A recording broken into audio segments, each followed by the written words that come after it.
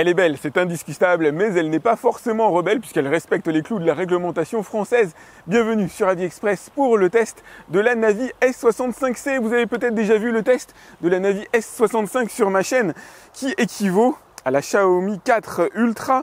On est sur le même producteur. Navi, c'est le producteur, le concepteur des trottinettes de chez Xiaomi. Xiaomi ne fabrique pas de trottinettes eux-mêmes, ils sont plutôt dans l'univers smartphone, en tout cas pour la partie production.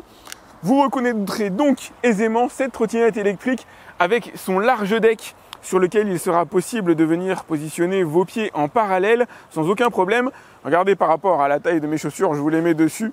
Il y a largement de la place pour venir positionner, pourtant c'est des chaussures assez grosses, les pieds en parallèle et positionner, alors c'est interdit en France, jusqu'à 2 personnes dessus, y compris au niveau du poids. Elle est quand même en mesure de tracter un solide gabarit de 120 kg grâce à sa structure en alliage d'aluminium et des soudures. Alors là, à tomber par terre, il est impossible de distinguer comment on appelle ça, la manière dont a été réalisées les soudures. Vous pouvez voir, d'habitude, on voit un travail beaucoup plus grossier. Ici, on est dans une finesse extrême. Voilà, on est dans le top de ce qui se fait en matière de qualité au niveau des trottinettes électriques et ça va se ressentir à plusieurs niveaux. Ce qui marque sur cette trottinette, évidemment, c'est les suspensions. Suspension avant, suspension arrière. Une suspension intégrale qui vous donnera une souplesse, un confort de conduite, je ne vais pas dire quasiment inégalé. J'en ai testé une aujourd'hui qui sera sa principale concurrente, signée Yadea. On en reparlera d'ailleurs à l'intérieur de cette vidéo, mais le système de double suspension est absolument génial. C'est la Rolls, on va dire, des trottinettes électriques.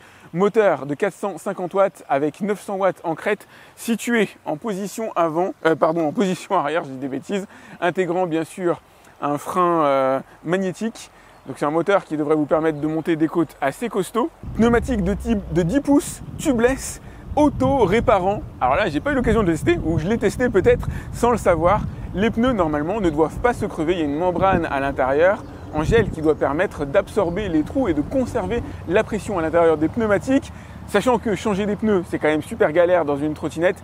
Là, avoir des pneus qui ne crèvent pas, c'est presque un must-have, je trouve, aujourd'hui. Batterie à l'intérieur différente de la S65C. On a maintenant du 14,5 Ah, là où on avait du 12 Ah comme sur la Xiaomi 4 Ultra. Donc on a plus d'autonomie en théorie à la clé. C'est ce qu'on va vérifier à l'intérieur de ce test, en plus de ses autres capacités. Niveau confort, on commence à toucher dans ce qui se fait de mieux dans l'univers des trottinettes électriques. Vous devez pousser légèrement pour pouvoir enclencher le moteur.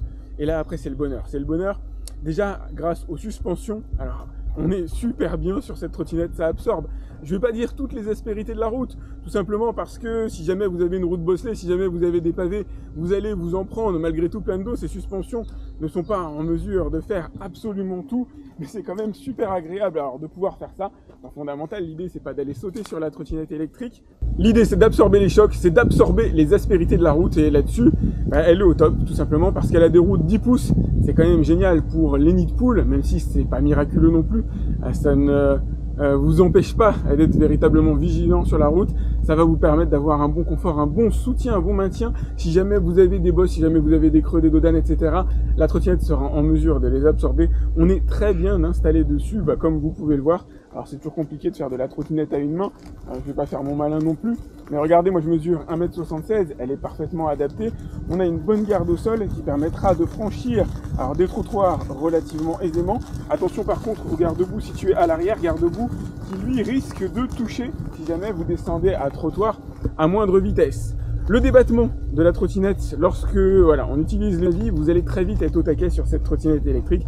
C'est un petit peu un de ses seuls défauts. Elle prévoit du 120 kg, elle le fait sûrement grâce aux soudures, à sa qualité de conception, mais elle n'est pas en mesure, en tout cas de par ses suspensions, d'accueillir, je pense, un gabarit de 120 kg, en tout cas de proposer les mêmes performances en matière de confort sur un gabarit de 120 kg. Au niveau des modes disponibles, vous allez les activer à l'aide du bouton qui est juste ici. Vous avez le mode piéton qui vous permettra d'aller à 6 km/h, même si je suis plus certain que ce soit autorisé aujourd'hui de circuler sur les trottoirs même à 6 km/h.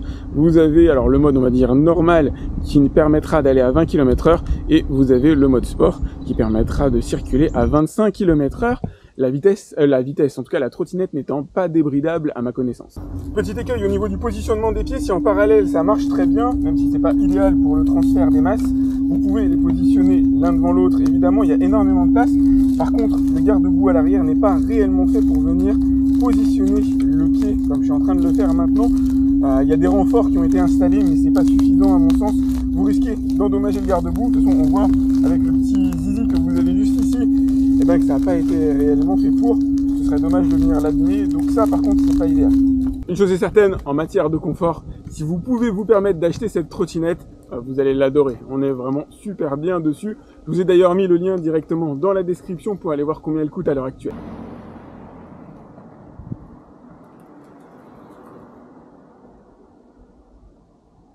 La motorisation sur une trottinette électrique, c'est vraiment fondamental, puisqu'il n'y a pas d'option pour pédaler. Si jamais vous avez une côte, avoir un bon moteur, c'est essentiel. 450 watts en position arrière, avec une puissance de 900 watts en crête. Les 450 watts, c'est du nominal.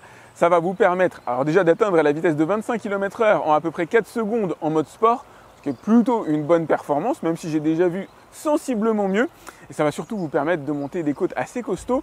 Je vous ai fait un exemple. Allez, vous voir ce que cette Navi S65C donne en côte, le genre de côte que vous n'avez pas envie de monter ni à pied, ni à vélo, et en tout cas surtout pas sans moteur électrique.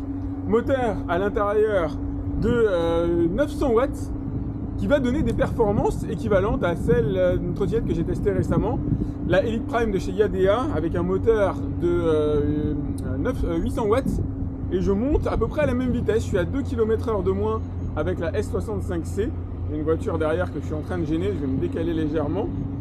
On a une patate suffisante pour monter des grosses côtes quand même. Pas étonnant, j'aurais imaginé peut-être un petit peu plus, mais c'est très correct. Ce qui est marrant, c'est de voir la stratégie de Navi par rapport notamment à Xiaomi et par rapport à ses autres modèles. Vous avez la S65 qui elle a du 400 watts, la S65C a du 450 watts. Et pour le modèle phare d'une certaine manière de la grande marque Xiaomi, ils ont prévu du 500 watts pour une trottinette qui est sinon totalement identique. Côté freinage, cette Navi S65C est correcte. C'est pas la meilleure que j'ai pu tester jusqu'ici. 2 systèmes de freinage ont été inclus à l'intérieur. Sur la partie avant, vous allez avoir un frein à tambour relativement classique qui aurait pu être un frein à disque, peut-être un peu plus efficace d'ailleurs, un frein à disque, et vous avez un frein magnétique situé à l'intérieur du moteur. J'ai fait le test habituel, j'ai essayé de passer de la vitesse de 25 km/h réglementaire en France à 0, et il m'a fallu à peu près 4,50 m, eu égard à mon poids de 70 kg, qui fera différer la distance de freinage en fonction de votre poids, il faut moduler un petit peu, mais il m'a fallu 4,50 m pour m'arrêter là où il faut, en règle générale, à peu près 4 mètres avec un produit qui freine réellement fort, ou en tout cas c'est plus dans la norme de ce que j'ai l'habitude de tester. Sinon le freinage répond bien, un peu déroutant d'avoir un frein avant ici en tambour, enfin en tout cas sur la roue avant. On n'a pas trop de sensation de bascule en avant, il n'y a pas de risque de blocage. Vous avez une batterie de 15 ampères-heure à l'intérieur du deck de cette trottinette électrique, là où sur la S65C on avait du 12,8, il y a donc une belle upgrade, mais même sur une Xiaomi 4 Ultra, vous avez seulement du 12. Avec la S65, j'avais parcouru 35 km. Avec celle-là, vous allez pouvoir en parcourir 40 en réel, à l'accélérateur, en partant de la batterie pleinement chargée jusqu'à 0. Ça fait une belle différence. Pour la Xiaomi, j'ai jamais eu l'occasion de la tester, mais à mon avis, on doit être autour de 33-34 km. C'est bon, très bon, d'autant que vous conservez la puissance, la possibilité d'aller à 25 km/h tout au long de la durée de vie de la batterie. C'est super bien maîtrisé. En conclusion, on est clairement sur un produit haut de gamme, ça s'était ressenti déjà à l'intérieur de la S65. C'est assez semblable sur la S65C, il est assez difficile de différencier ces deux trottinettes. Petite préférence pour le design de la S65 avec des éléments et des reflets peut-être un petit peu plus marqués, mais ça reste de l'ordre du symbolique. On a le même débattement, on a la même suspension, on a la même capacité d'absorption des chocs, on a les mêmes pneumatiques tubeless. Seul finalement diffère alors le moteur avec 50 watts de plus sur celle-là, qui ne se ressentent pas énormément, on va toujours à la vitesse de 25 km/h et les trottinettes ne sont pas débridables. Donc ça ne change pas énormément, ça peut changer légèrement en côte. Ça change par contre au niveau de l'autonomie, ici on va être sur une quarantaine de kilomètres d'autonomie, véritablement en la déchargeant à fond. Là on était sur du 35 avec la S65, c'est des trottinettes ultra agréables. Ce que j'aurais aimé, ce que j'aurais changé éventuellement, alors je ne vais pas dire que j'aurais affûté le garde-boue ici mais si jamais vous descendez des trottoirs, il peut toucher éventuellement. On a un très bon positionnement sur le deck. Je voulais vous dire, voilà, le débattement ici est quand même un peu court. Moi, avec mon poids de 70 kg, j'arrive assez facilement au débattement maximum, j'arrive assez facilement au taquet de la trottinette. Ça aurait été plus sympa d'avoir un débattement, là je pense qu'on est autour de 3-4 cm, d'être comme sur une IADA autour de 6 cm, avoir une garde au sol un peu plus élevée, le côté un peu SUV des trottinettes électriques ne plaît pas à tout le monde, mais il est quand même assez agréable, permet d'absorber plus de choc. Là à mon avis, si vous faites 120 kg qui est le poids portable, supportable par la trottinette, et ça je le crois volontiers étant donné la qualité de la trottinette elle-même, la qualité des soudures. Par contre, au niveau des suspensions, vous allez assez vite être au taquet. Si jamais vous avez une aspérité sur la route, vous risquez de sentir à un moment donné que la suspension arrive à son bout. Moi, je le sens uniquement si je m'amuse à sauter un peu dessus. Normalement, on n'a pas ce genre de comportement sur une trottinette électrique. En tout cas, je vous la recommande chaudement. Elle est absolument géniale avec une signature derrière. Alors Navi et l'écosystème Xiaomi, qui est garantie de fiabilité, en tout cas qui a une bonne garantie par rapport à des marques qu'on connaît moins, et c'est là-dessus aussi qu'elle va se différencier finalement de la concurrence. Si vous avez aimé cette vidéo, pensez à la liker, c'est important pour moi.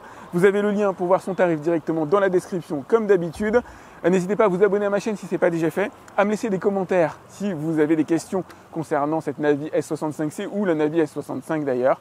Quant à moi, je vous dis à très vite pour un autre test sur AviExpress. Salut!